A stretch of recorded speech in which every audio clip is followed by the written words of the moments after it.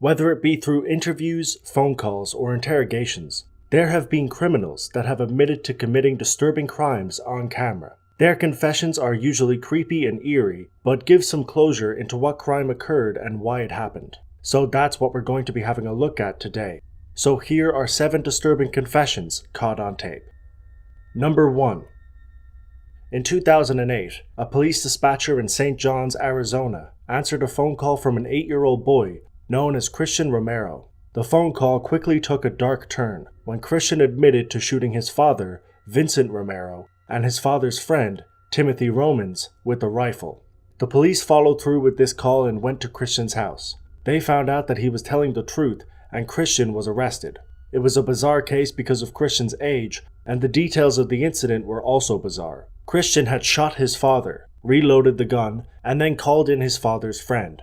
After his friend entered the room, Christian shot him as well. This kind of deliberate, thought-out crime was almost unheard of for somebody so young. He pleaded guilty, and at age 10 he was charged with an indefinite stay in a treatment unit. At age 15, he was released and moved into a foster home, and at age 18, his probation ended. This bizarre case was actually documented, as the call from Christian was recorded and released. It was both chilling and upsetting. It was a crime too horrible for the tiny community of St. John's, Arizona to comprehend. An 8-year-old boy accused of murdering his father, 29-year-old Vincent Romero, and another man, gunning them down with a .22 caliber rifle. Police said the third grader, with blood on his hands, confessed to the crime. I shot him twice, and after I shot him the one time, he was still moving, so I think I shot him again. Now, in a highly unusual move, the Apache County prosecutor released a portion of the boy's interrogation video. And I saw him on the ground. And I said, Dad? Neither the boy's parent nor attorney were present at the interrogation. He was never read his rights. Still, St. John's police are convinced the child is the killer. Number 2.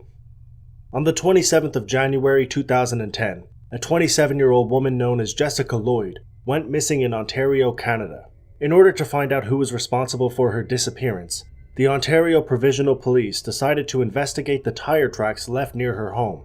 They matched the tires of Colonel Russell Williams, who drove on a highway near her house on the same day she went missing. He was arrested and brought into questioning. He initially stated that he was innocent and didn't even know who she was. He was so confident in his initial statement that he waived his right to remain silent and spoke to an interrogator with no lawyer. Sergeant Jim Smith conducted a 10-hour interrogation and told Russell that he could leave at any time. After making him feel comfortable and asking a number of simple questions, Sergeant Smith asked if they could take his shoe print. Williams, probably wanting to seem as innocent as possible, agreed to this. Fortunately for Sergeant Smith and the investigation, the shoe print was an exact match to the ones left at the crime scene.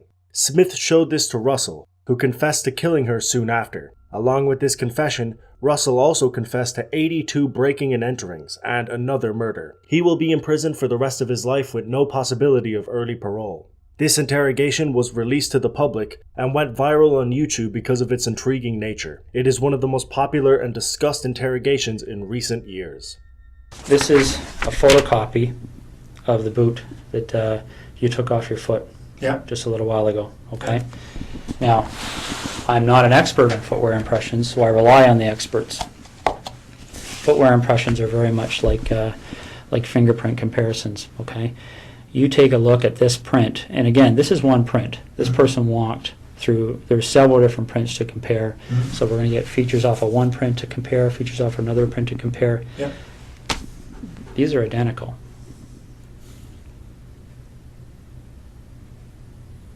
Okay. Your vehicle drove up the side of Jessica Lloyd's house.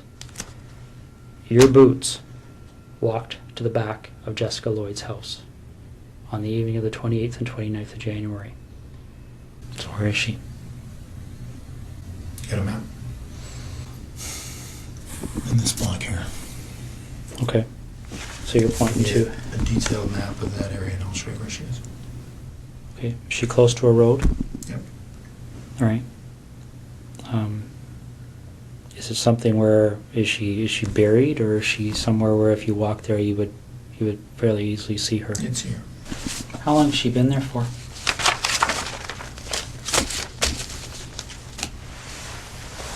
A little over a week. Number 3.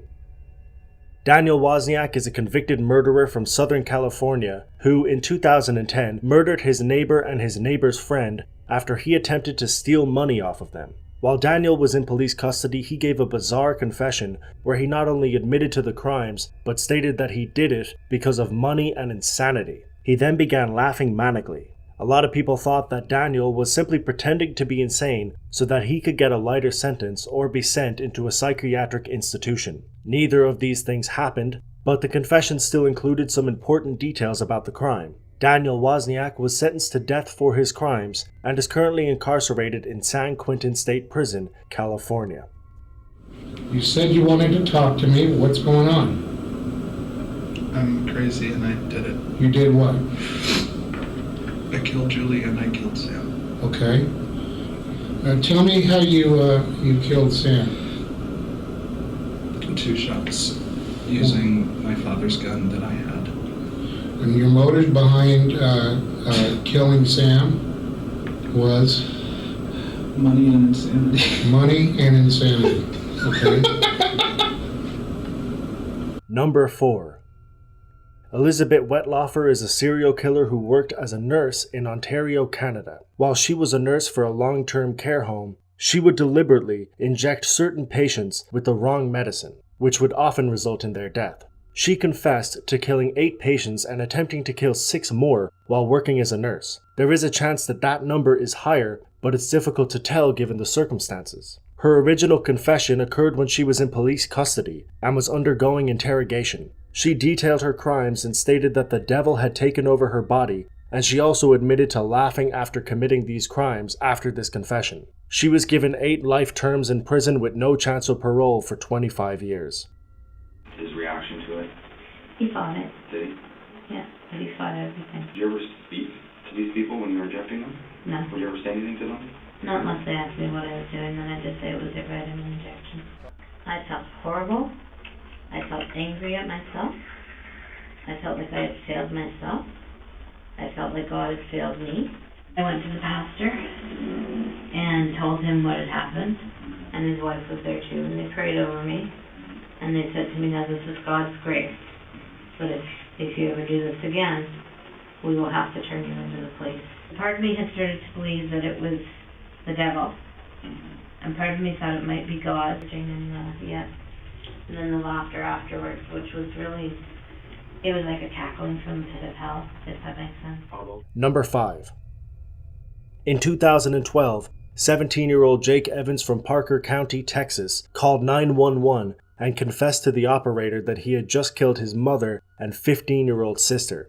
In the call, he detailed what happened and stated that he shot them with a revolver, and also explains that he just decided to do it even though he wasn't even angry at them. The dispatcher did a great job of calming him down and managed to get a lot of important information off of him before the call ended. Evans was later arrested at the house, and after he was initially sent to a mental hospital, he was sent to 45 years in prison for his crimes. The call is now a haunting reminder of a disturbing crime. 911, where's your emergency?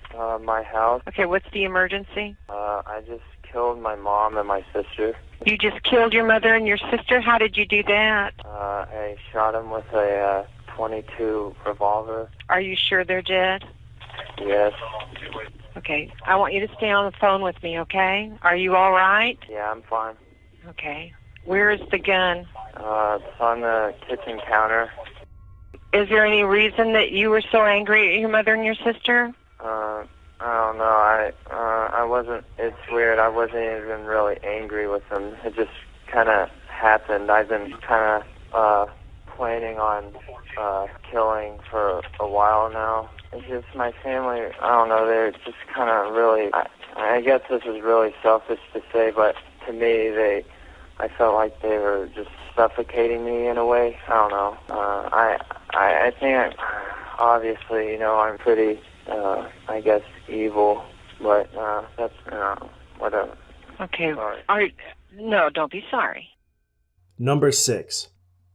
In early 2013, 49-year-old Richard Hooten from Indiana was arrested for the murder of his 17-year-old neighbor. Soon after this, he made several surprising statements at a press conference. While people were expecting him to either plead his innocence or remain silent, Hooten decided to calmly confess to everything he had done. He states that he just lost it and that he regrets what he did.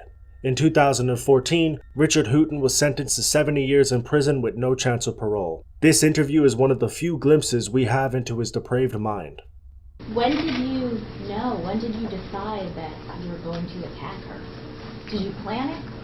I didn't really plan it, you know.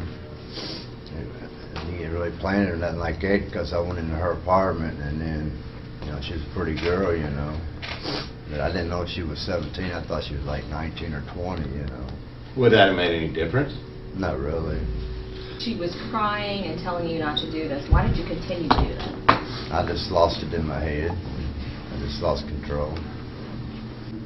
How do you feel about murdering Tara? Pretty bad. You know, I wish I could take it back. Number 7.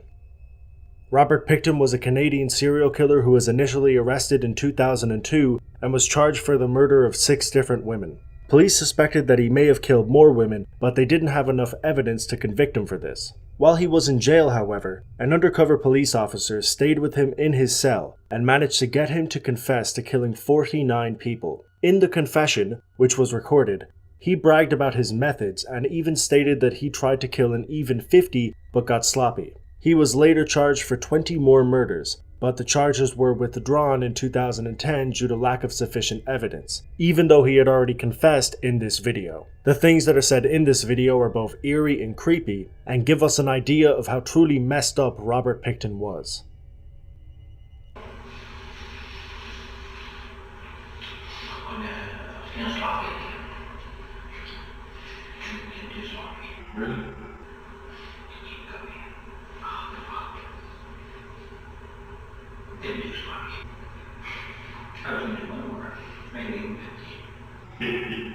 That's what I was stopping for. Yeah.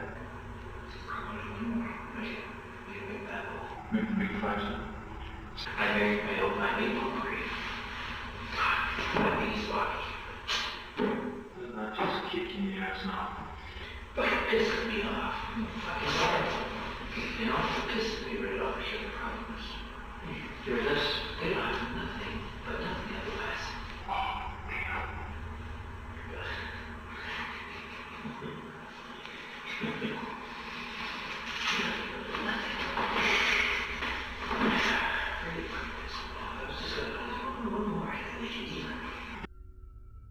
And that is it for this video. Thanks a million for watching. If you found it interesting or informative, don't forget to hit that like button. I try and make a creepy list like this every week, so if you want to subscribe for that, you can. I'll leave a link down below to all of the sources, the footage used, and the music if you want to check those out. But like I said, that's all for now. As always, until next time.